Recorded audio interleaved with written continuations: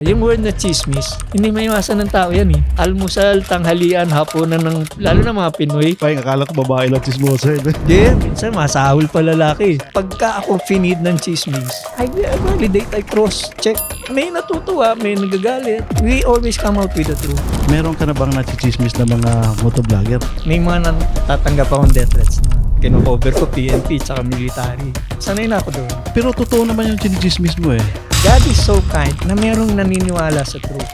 Yun ang magka-counter sa kanila. And that makes me feel good, pare. Yung mga source mo of yung chismis, saan mo nakukuha yun? Pag media man ka, you don't wait for news eh. Pinuporso mo siya. Attend ka na attend sa event, sa inuman lalo. Doon marami nadudulas eh. Narinig ko kanina may sinabi ka eh about love triangle. 90% po na pinipid na info sa akin for Moto Chismis. Tungkol po sa love triangle. Sa Tagalog po, Toro-Totan. Ay ano ang isang hit sa Moto Chismis? Yung sila nag-i-estapahan. Yung may utang, okay, bibili motor, multimillion, tapos tatakbo. Kapag halimbawa na-chismis kayo, nalagay kayo dun sa chill lang kayo. My little help, it's my passion to help these communities grow and be inspiration for everybody. Hello, good morning, magandang umaga, magandang tanghali, magandang gabi. Lalo na sa mga viewers natin ng YouTube channel natin at saka listener natin sa Spotify. Magandang araw sa inyong lahat. And guys, nandito na naman tayo sa panibago nating episode. Ang episode number 6, ang pamagat is chismis ng motorcycle industry, totoo ba o hindi? Alright, so bago ko ipakilala yung guest natin guys, no, magkwento muna ako tungkol sa kanya konti. Ito yung talagang matagal ko nang kilala na talagang wala kaming tinatago dito, and at saka ang lalim na rin pinagsamahan namin. Maraming ang nagulat na mga motorista din na kilala mo pala siya. Of course, kilalang kilala ko. And bago ko siya introduce, he is a former editor ng Top Gear Philippines. Yung isa yung Top Bikes Philippines and Manila Bulletin and Balita, at saka yung recently na work niya ngayon is Pilipinas Today. Kung walang iba, kundi si natin to. Talagang kampante at saka kinakabahan ako dito eh. Walang iba kundi si Aris Ilagan, aka Moto Chismis. Bro, good morning bro. Magandang umaga. Oy, good morning, good afternoon, or whatever. Thank you for inviting me here. It's an honor and privilege. And actually, as you said, pang-anim na to, no? Sixth edition. And I feel glad I'm here kasi pinapanood ko yung show mo. This is a very good mood on your part. Sandro, congratulations. Thank you bro. And I have a big feeling na magiging successful tong show mo. Oy, thank you. At saka thank you din sa sa friend natin behind the camera. Sila yung talagang din dito. Ay, of course. Very important yung mga nanonood. I hope you're doing well despite the weather. Relax lang po tayong lahat. Alright. Paing, ito, siyempre, I'm very excited na rin. At saka parang natitense ako alam mo, parang ako atang ma-interview dito or ako atang ikaw atang maraming tanong sa akin. Sa dami kong alam sa'yo. Alam mo naman eh. Hindi, ganito. Ang topic kasi natin ngayon is yung chismis sa motorcycle industry, totoo ba o hindi? Paing, before that, pwede nating i-explain sa kanila kung kailan nag-start yung Moto Chismis at anong nangyari, bakit naging Moto Chismis? Alam mo, alam mo, yung beer, talagang pampatalino yan eh. Kasi lasing na lasing kami, one of the friends of mine, we were in an event, and I told him, pare, wala na yung top bikes. And sabi ko, I don't want to be left out sa community dahil mahal na mahal ko yung motorcycle community. I want to be around. Sabi, ano kaya maganda? Naisip ko doon that night, sabi, daming chismis sa motorcycle industry. Gawa tayong mga blind item. Yung sabi yung blind item, nag-usap kami ni Egay Quesada to eh. Pareho kaming ngongo that night yung term. Sabi niya, anong pangalan? Yan mo pangalan natin, Moto Chismis. Alam mo, to be honest, yung naisip ko yung name ng Moto Chismis, inisip ko muna, may apprehensions ako, nag-alangan ako. Dahil, sabi ko parang bumaba kaya tingin sa akin ng tao dahil Moto Chismis nga yung pangalan. Parang naging boy abundang Yeah, boy abundant. Oh. Man, laki ng tiyan ko eh. But, pero alam mo yung mga kausap namin that night, hindi, amin na, okay yan. Alam mo yung ano niya, yung logo niya na nakaganon. Siyempre, Paeng, yan. mahilig ka sa ganun, Paeng, ha? May nakita akong logo na isang ganyan. Speak no evil. Di ba? Kaya nga, sa bagay, sarado na tayo. Sarado na ba? Oo, sabi ko, kunin ko na yan. Dapat nilagyan ko lang ng helmet. That same night, naisip na namin yun. Ang galing talaga ng beer, pare. Anyway.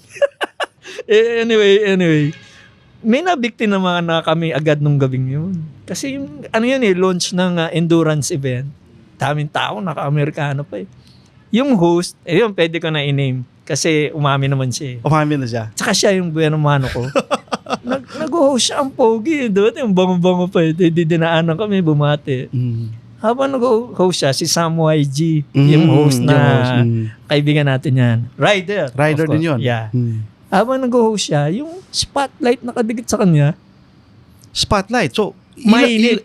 ilaw to, ha? Na, Yeah. Oh, okay. Nadikit ata siya. Mamaya, nagliliyab na yung Amerikano niya. Hindi niya alam. So, naamoy po.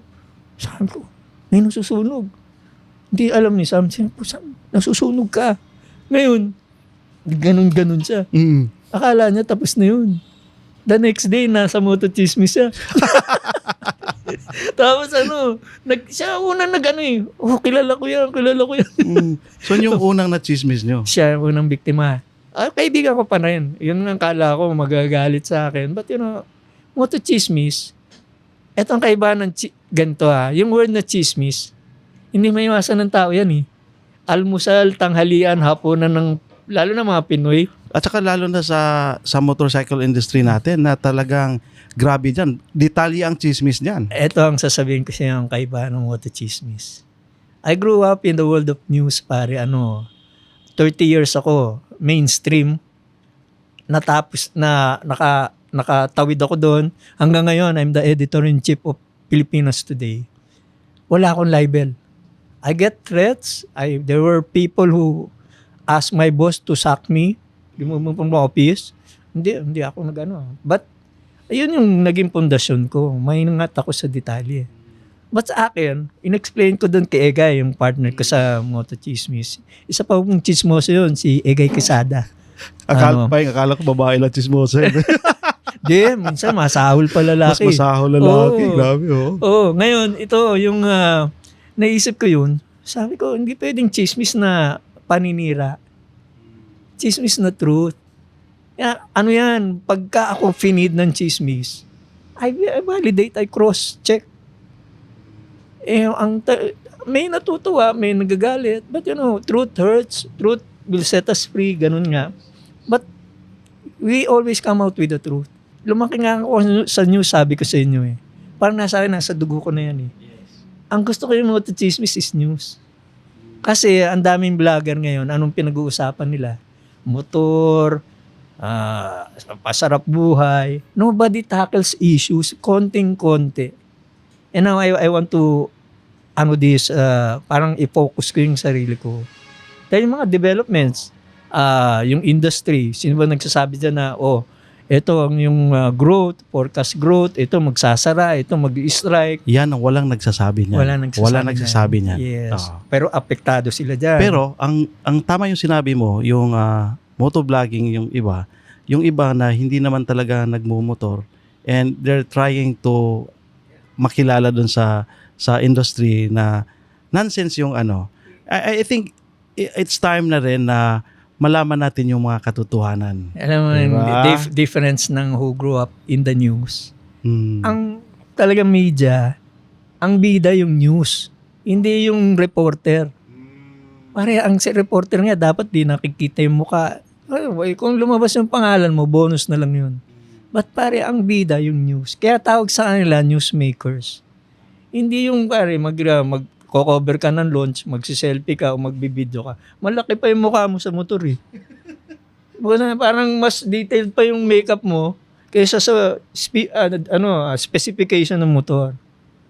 Yun ang ano doon. But yung Moto Chismis pala is some sort of motorcycle news yan na hindi lang po puro chismis yan. Nandyan po yung events, nandyan po yung bike meets, nandyan po yung product launches.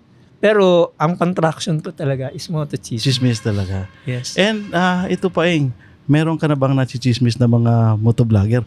Of course, marami na. Meron, pare. At saka alam mo, ang natikman ko dito, sa bagay, yung nasa mainstream ako, pare, may mga natatanggap akong death threats na kino-cover ko, PNP, tsaka military. Oo, sanay na ako doon.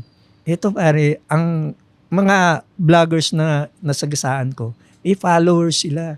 Yun ang a-atake sa'yo. Siguro kung 1 million sila, 1 million na atake sa'yo. But, God is kind eh. Pero totoo naman yung chinichismis mo eh. Kaya nga, Di ba?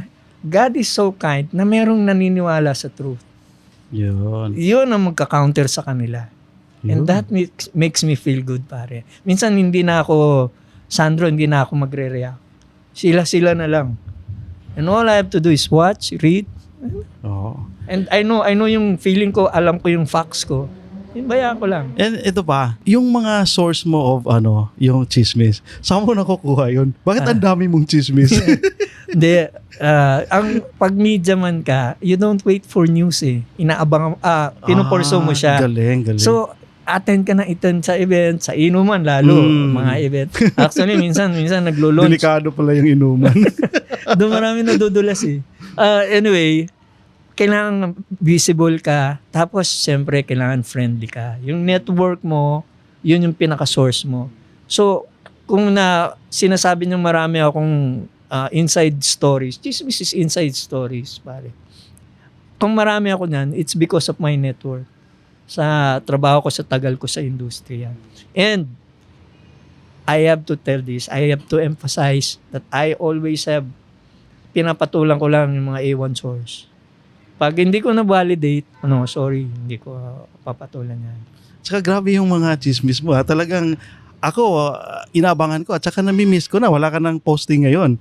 And yung last na nakita ko na post mo is it's about, pwede ko banggitin yung manubela na karera. Na talagang ang gulo nun. At saka, kilala natin yun. Kung sino yung, kilala ko rin kung sino yung chinichismis mo. So, pabulong. Yes. Mahirap na.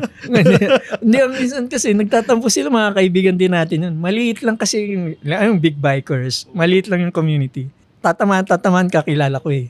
But, pare, I have to, mention, hindi lang naman chismis na masama ginagawa ko eh. Meron at saka naman, totoo yun. Oo. Totoo naman talaga yun. Yung pag sinabi ko na may papasok na brand, positive yun. Is that bad news? Good news yun. Magkakaroon ng assembly line. Chismis yun. Ako na una dun. Oo. Parang alam ko yung brand na yun. Bago yan. Oo, pare. This is a good company na chinismis ko na yun. Magandang chismis yan. Why? It will provide employment. It will generate jobs. Na yung habang yung ibang motorcycle company nagsasara, it will come up with a big investment and magkakaroon ng talagang factory. Mamaya siguro I think yung chismis na yan, hindi muna natin sasagutin. bitinin natin. Magko-comment sila sa baba sa comment section natin kung ano yon. Pwede kang magbigay ng parang clue lang kung ano yon. Parang yan? Super Typhoon H. Parang Hulyo.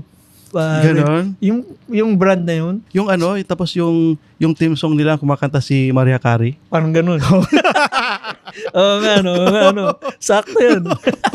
Di ba? Galing ha. Pare, that's the next big thing happening sa motorcycle industry. And balik tayo sa monobela, yung nachismis mo yung sa monobela. Na-involve din ng big brands nun eh. Talagang, di ba? Parang, yan? Yun yung sponsorship. Yung sa monobela, about the sponsorship, di ba? Yung lockout. Balik natin yan. Lockout. Parang, kahit ako, hindi ko alam yun eh.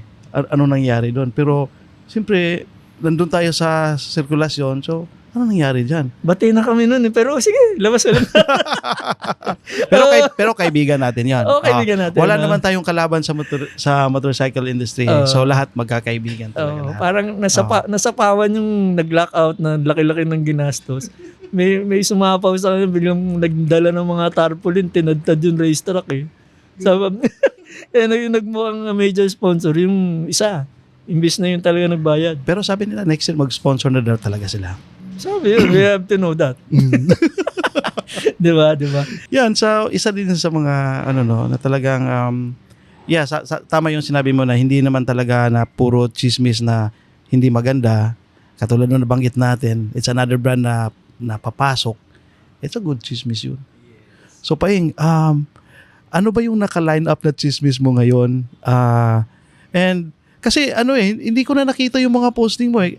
Every week ka ba nagpo-post or every month? Ang alam mo, para hindi bumagsak yung readership mo, yung followers, make it a point every day may pinopost ka. Miski share lang or talagang post, make it active. Ngayon, ang ginagawa ko, hindi everyday yung chismis. Ang chismis ko siguro, malakas na yung twice a week. Twice a week, tama. Ang average ko is once a week. Para pag pinost ko siya, binabayaan ko mag-traction. And ang daming reaction, pare. At saka, alam mo yung tao ngayon, sabi people say, kasi I only have 7,000 followers now. Bago pa lang ako eh. I'm not bothered with that. Kasi ang inaano ko dyan, yung post reach.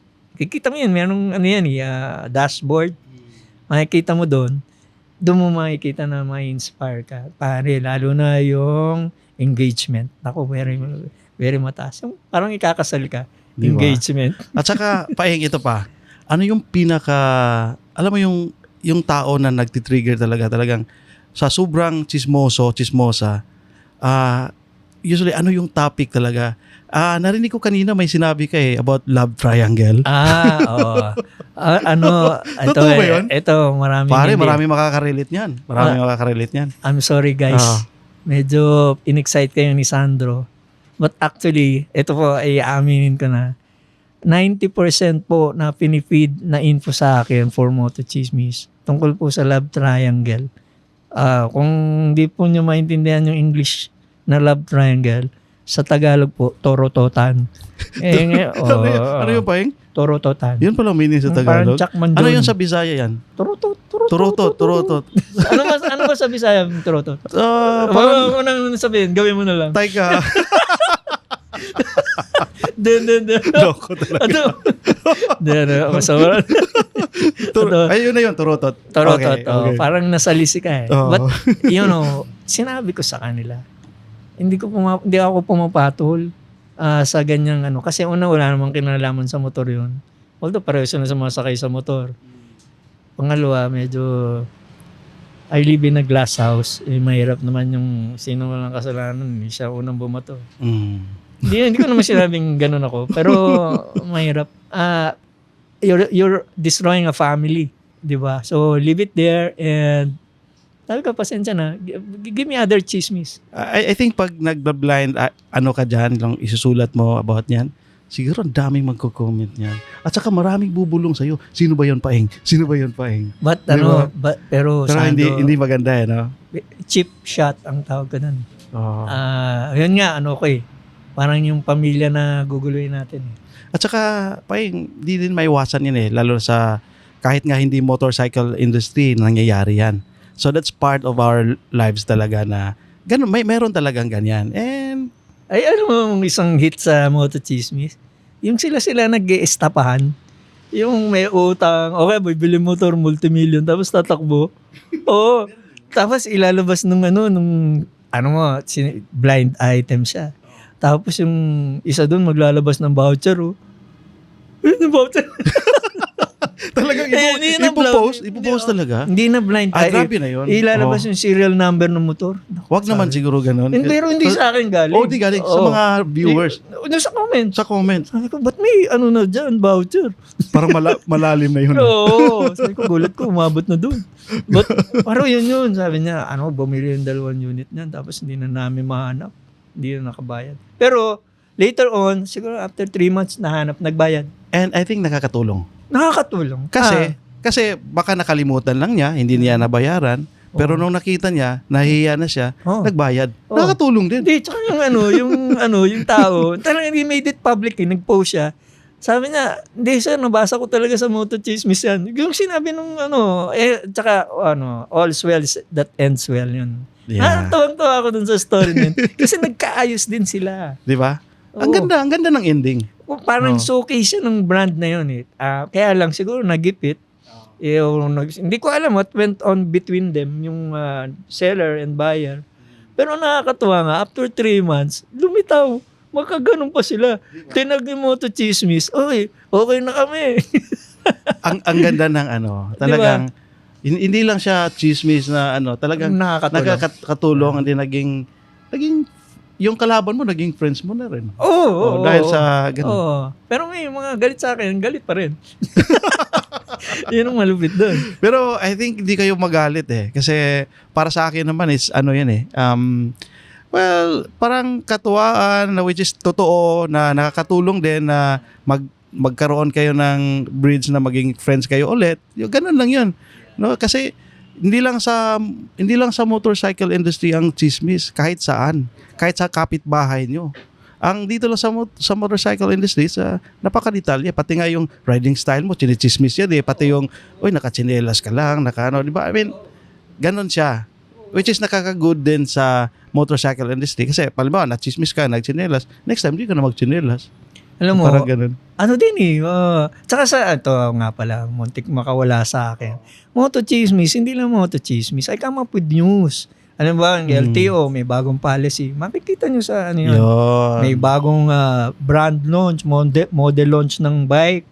Makikita nyo yun. Yung Moto Chismis, ko lang yun, spice up ng life. Yun, At saka, marami talagang na-intriga doon. And then, at least ngayon, nakita nyo na kung sino yung si Moto Chismis. Lalagay sana ako ng mask. Parang yung nahuli recently. Naka-shade, naka-Kevlar helmet. Ganun sana ako ngayon Pero sabi mo At hindi lang yun may good news ako sa'yo. Kasi yung Moto Chismis, magkaroon na rin ng mga merchandise. Okay, so available yan sa mga tindahan natin. Yan, Moto Chismis. Ako. Sige, available yung gloves niyan, t-shirt. Thank you, Sandro. Thank you, Sandro. Pare, sacred to sa akin. Medyo ayusin mo yung design. Hindi, pa-approvean ko naman sa iyo kung ano yung like yung gloves na-approve mo na. Salamat. So, nasa production na ngayon. Ang ganda. Lagi nagkakaubusan yung unang nagpo-produce nito. Pag may bike show, pare, ubos. Ngayon, the people nagpo-post sa Moto Chismis sa mga kabili. Nahiya nga ako. Kala nga nagsusubapang ako. But sabi ko, wala pa pagsasabihan ko kayo. Ngayon, ipopost ko pag lumabas na yung sa OC Racing. And thank you so much. And thank you, Lipen. Grabe talaga, no? So, yun. So, ano pa bang pwede nating anuhin about sa Moto Chismis? Alam nyo, sorry Sandro, merong big thing coming for Moto Chismis. May niluluto kami. Kaya lang wala pa yung Ricardo. Pero nandyan na. I think nakaporma. Nandito na ata yung isa Baka iba pa mag-chismis bago kami. Pero natutuwa po ako sa mga followers, yung naniniwala, yung mga nag-feed ng basta positive info. Hindi po ako mag-aano dyan. And guys, sorry pagka minsan hindi ko ma-validate, pasensya na po, hindi ko talaga gagamitin. At saka halimbawa na-chismis kayo, nalagay kayo dun sa chill lang kayo. And then, minsan kasi pag nagre-react kayo, halata kayo Nagagalit. Nagagalit, so wag lang. Sari-sari yung bansag sa akin pero huwag ko na anuin. Ito na lang. Alam nyo, ako I'm a believer of motorcycle communities, motorcycle clubs, motorcycle organization. Moto Chismis is a platform for you. PM nyo, padala nyo sa akin yung event nyo. Feature ko doon po. My little help. It's my passion to help these communities grow and be inspiration for everybody. Tama. Ayos. Bukod doon sa Moto Chismis, medyo mahaba na rin yung usapan natin. Alam ko marami pa tayong pag-uusapan. Yung travel. Pero inana ko lang yung time. Yes. And ano ba yung ginagawa ni Aris Ilagan sa ngayon. Ngayon, ako po yung editor-in-chief ng Pilipinas Today. Kaya medyo nabawasan yung pagpapakita ko sa mga motorcycle events. Busy po ako, nagbabantay ng mga huhuli, madidemanda, mga government events. I'm in the mainstream news now, yung Pilipinas Today. It's a social media news site. Very active po yan and hopefully i-follow nyo. And other than that, Sandro, once in a while, alam mo naman, like you, I travel abroad with some friends, riding friends, different places, which pinopost ko naman sa Moto Chismis. And I think we're on the 7th or 8th year next year Uy, tagal na.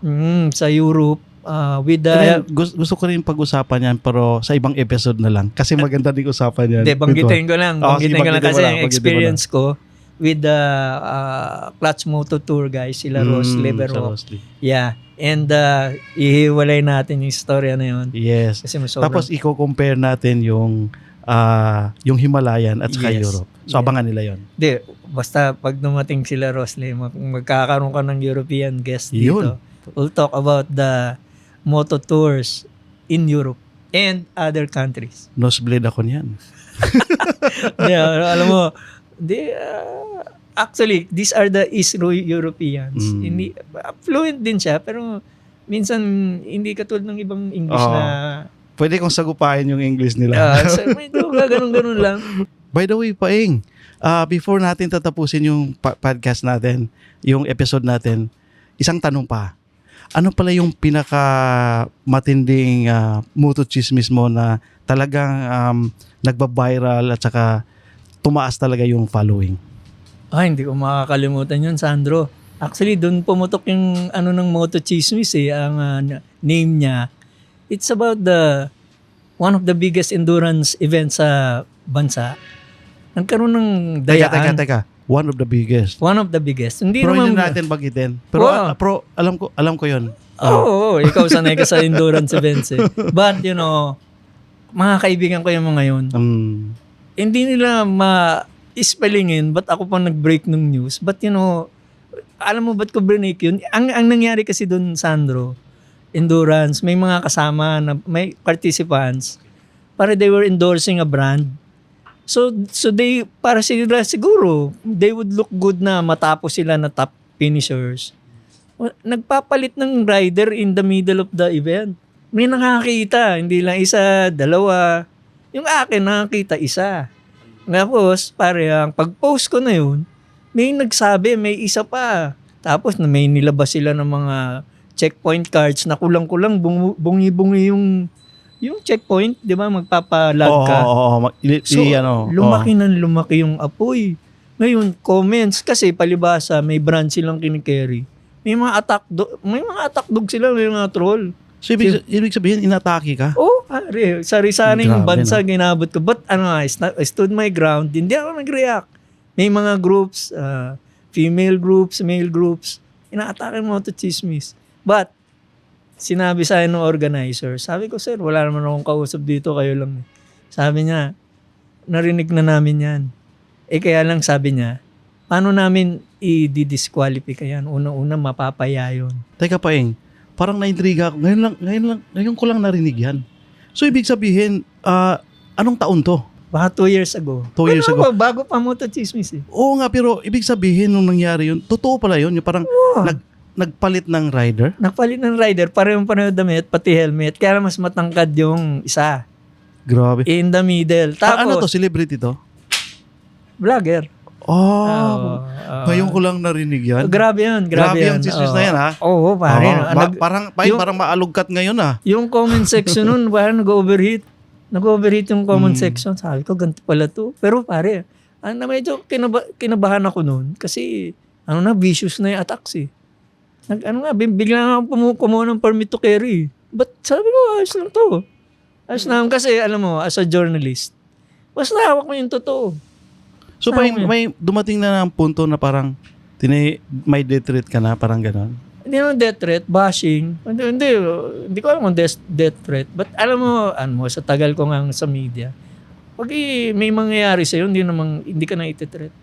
At saka, medyo kahit social media lang yan, nakapost or nakaano, medyo apektado pa rin tayo, no? Konti, di ba? Medyo, Oo. but ayun nga parang after na patunayan ko na totoo yun, pare, parang akong si Kai Soto, 7-footer, pare. Kung daling dumang.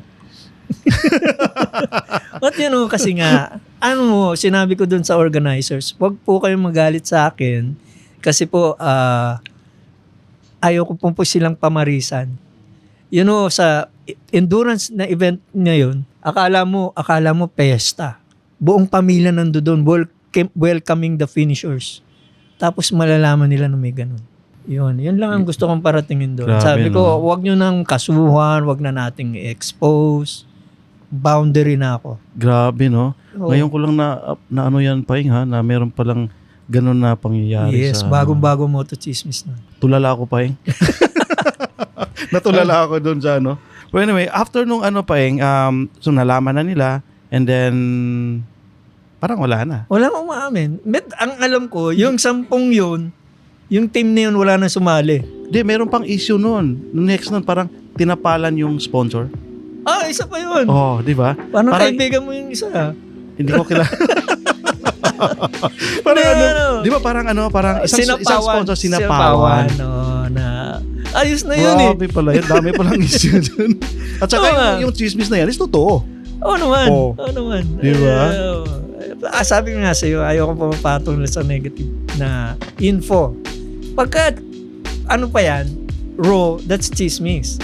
Kapag na-verify ko yan sa akin, info yan, kaya na nagkikarry mo to chismis. Kaya chismis pa din. Galing. So, yun. Grabe yung moto chismis ngayon. Talagang sigurado after nung podcast natin, magbabiral ulit yun. Siguro. O baka hindi na makabalik dito.